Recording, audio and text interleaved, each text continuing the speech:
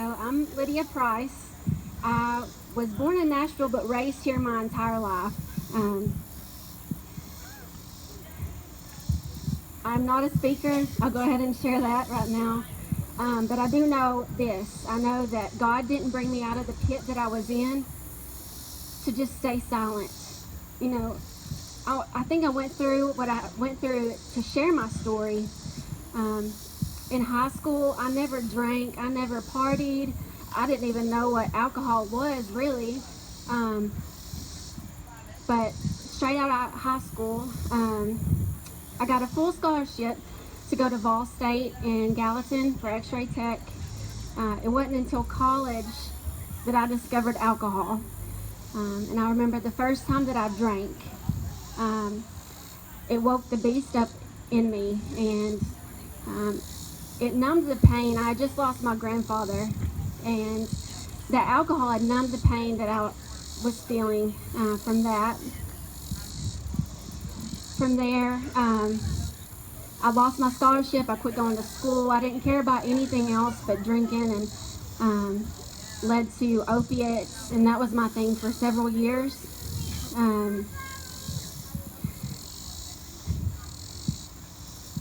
I had a beautiful baby boy, February 9th of 2012. At the time I was clean, but it didn't take long for a relapse. I could not stay clean. Long story short, they took my son away from me, had every reason to. Went to court over and over again. I was living in Smithville. I could not stay clean. I couldn't stay clean. And I remember I moved to Lebanon to Halfway House and stayed there for a while. And then I moved to Cookville. And I was told, since I left that Halfway House, that I would never see my son again.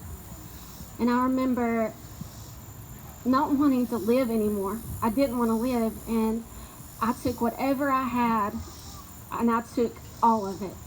And the next thing I remember is waking up in the hospital. And at first I was so angry that I was awake, that I was alive, because I believed that I would never see my son again.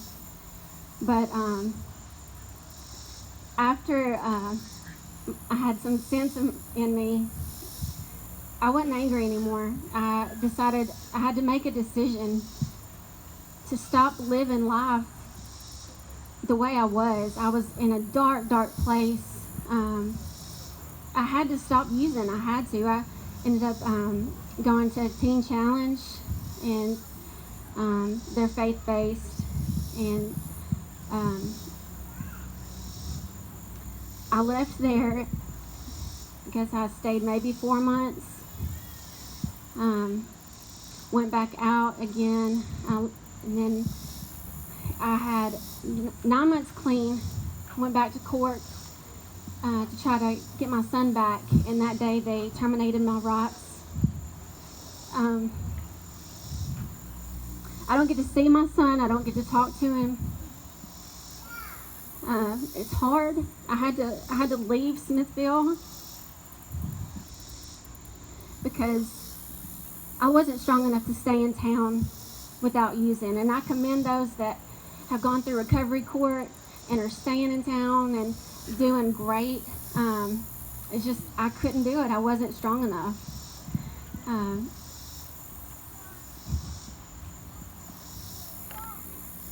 I questioned God for a long time after my rights were terminated. And people post all the time on Facebook, on social media, how do parents live without seeing their kids? And I'm here to tell you, it is not easy. It's not easy. But every day I wake up and I have a choice to make.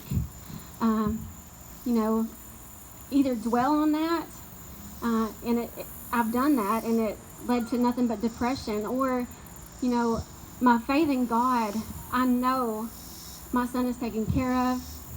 I know that he has people surrounding him that love him so much. Um,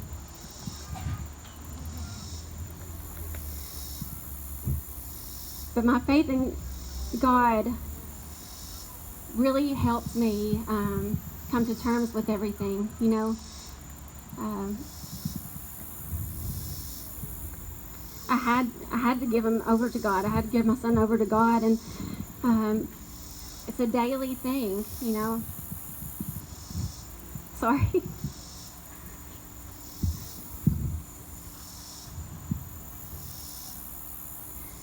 I know today I went through all that, maybe just to share my story with one person, to help one person who's in active addiction.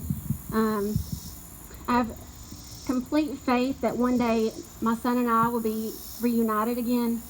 I know that with all of my heart. I felt after I lost him that God didn't want me to be a mother. I didn't deserve to be a mother. And January of 2020, I was blessed with a beautiful baby girl. And I get to be a mother today. I get to be a good mother today. You know, God gave me her. And I can't tell you what a blessing she's been, not just to me, but to my family, to people, random people we see. She doesn't take the place of my son, but she has helped me become who I am today.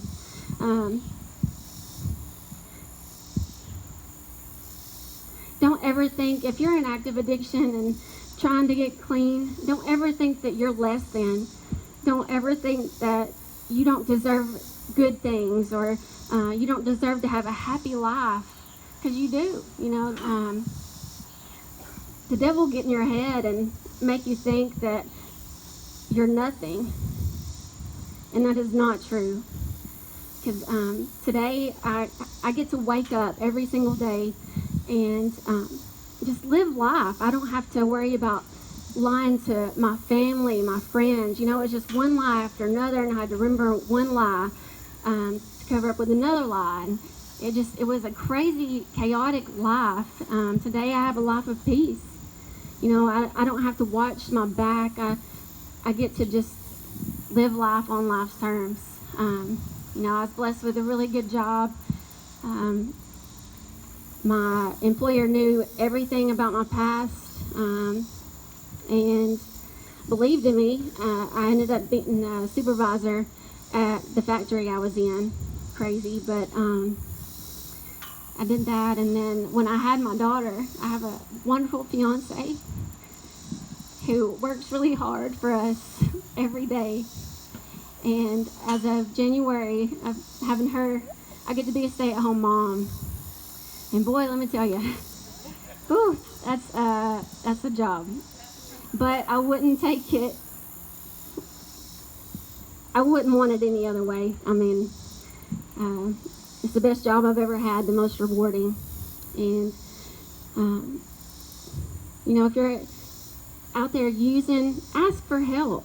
You know, I know a lot of times it's hard. It's hard to ask for help. You don't want to make anybody look down on you, which they don't. You know, there's good people out there that are out there just for that. You know, they can get you in somewhere. Don't be ashamed to ask for help. Told you I'm not a speaker, but you know, God had his hand in this from the very beginning. And I know one day, and I'm claiming it, that I get to introduce my daughter to my son, because my son's coming back. I have all the faith in the world for that. And you know, I wish I could go back and change things sometimes, but you can't do that. You know, things happen for a reason, and it's brought me right here to this second, and for that I'm thankful.